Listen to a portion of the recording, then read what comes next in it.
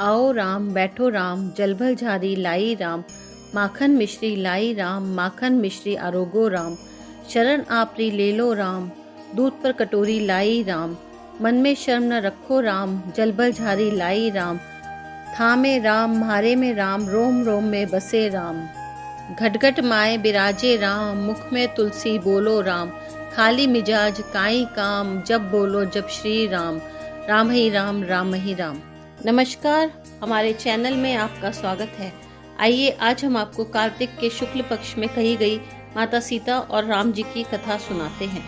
अयोध्यापति राजा दशरथ की आज्ञा का पालन करते हुए भगवान श्री राम, लक्ष्मण और सीता जी वनवास के लिए रवाना हुए।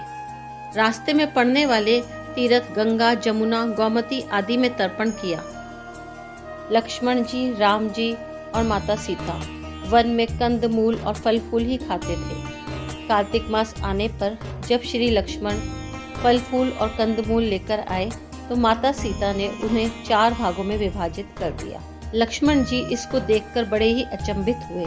उन्होंने बोला, माता, ये 4 पत्तलें क्यों करी हैं? माता ने जवाब दिया, लक्ष्मण, 1 पत्तल राम जी की, 1 पत्तल आपकी, 1 पत्तल गौ माता की और 1 पत्तल मेरी। राम जी और लक्ष्मण जी ने अपनी अपनी पत्तल उठा ली और 1 पत्तल गौ माता को दे दी, लेकिन सीता जी ने अपनी पत्तल नहीं उठाई। तब राम जी ने सीता माँ से पूछा, आपने आज यह खाना क्यों नहीं खाया?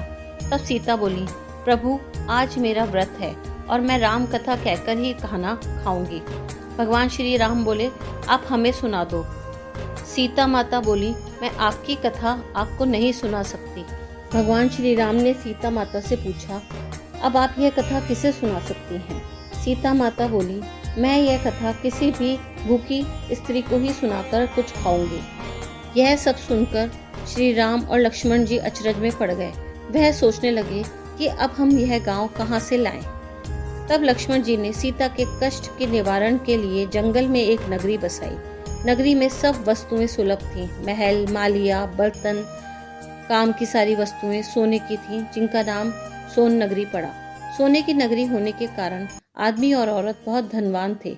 तब सीता जी कुएं पर गईं और वहां पर पनिहारिनों को देखकर बहुत ही खुश हुई। यह सोचकर सीता जी ने एक पनिहारिन को आवाज दी और बोली, आओ मेरे पास आओ, मैं आपको राम कथा सुनाऊंगी। परंतु पनिहारिन बोली, मैं आपकी राम कथा नहीं सुनूंगी, मुझे घर जाना है, मुझे देर हो रही है। तब उन्होंने दूसरी पनिहारिन को बोला, आओ देवी आओ, मैं आपको राम कथा सुनाऊं।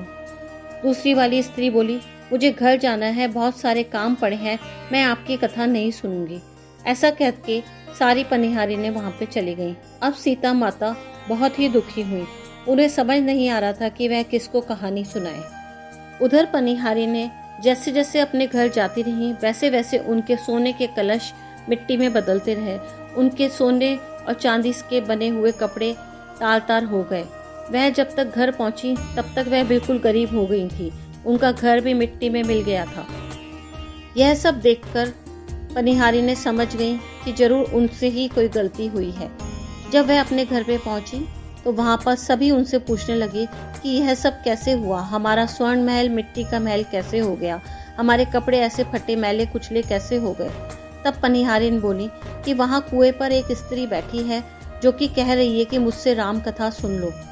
उनकी यह बात वहां पर बैठी हुई एक बूढ़ी माई भी सुन रही थी। वह बूढ़ी माई उनके पास आकर बोली, अरे स्त्रियों, वह कोई और नहीं माता सीता है। अगर वो तुम्हें कोई कथा सुना रही थी तो तुमको उनकी कथा सुन लेनी चाहिए थी। अब जाओ और जाकर उनकी कथा सुनो। उधर कुएं पर बैठे बैठे माता सीता किसी पनिहारिन के आने का इंतजार कर रही थी। तभी उन्होंने देखा कि गांव से बहुत सारी स्त्रियां उनकी ओर आ रही हैं। वह यह देखकर बहुत खुश हो गई। तब पनिहारिनों ने आकर उनसे क्षमा मांगी और उनसे कथा सुनाने को बोला। तब माता सीता ने उन्हें यह कथा सुनाई। आओ राम बैठो राम जल भल झारी लाई राम, माखन मिश्री लाई राम, माखन मिश्री आरोगो राम, शरण आपरी ले लो राम, दूध पर कटोरी लाई राम, मन में शर्म न रखो राम, जल भल झारी लाई राम, थामे राम म्हारे में राम, रोम रोम में बसे राम, घटघट माए बिराजे राम, मुख में तुलसी बोलो राम, खाली मिजाज काई काम, जब बोलो जब श्री राम, राम ही राम राम ही राम।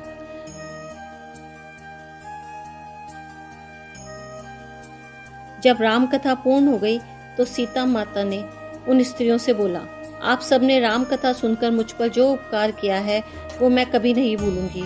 मेरे राम जी और लक्ष्मण जी मेरे कारण भूखे थे। राम कथा पूर्ण होने पर आप सबने उन्हें भोजन करवाने का सुख मुझे दिया है। आप सभी की इच्छा पूर्ण हो और आपको मनवांछित फल की प्राप्ति हो। ऐसा कहकर माता सीता अपने घर पर चली गईं। इधर वो स्त्रियां जब अपने घर पहुंची तो अपना स्वर्ण महल और अपने घर वालों को वापस से स्वर्ण जड़ित कपड़े पहने देखकर बहुत ही खुश हुई।